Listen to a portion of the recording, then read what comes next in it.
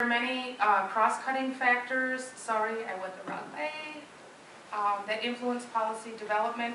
Some are community influences. Everyone's concerned about discipline. Everyone's concerned about attendance. Everyone's concerned about graduation rates. There are community influences that happen. So, you know, if there are initiatives going on within the community that people are excited about, whether it's field trips or whether it's, you know, making parents be more strict about truancy and doing something to the parents so that they bring the kids to school.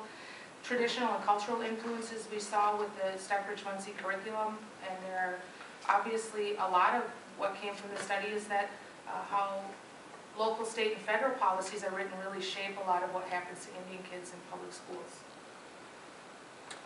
The biggest thing I can say about this and the variances is that the more formal policies that there were between the tribe and the public school, it seemed like the more policy activities that went on, it seemed there were more collaborative activities. It seemed there were even like informal activities, like you know, more social and cultural, better feelings and relationships.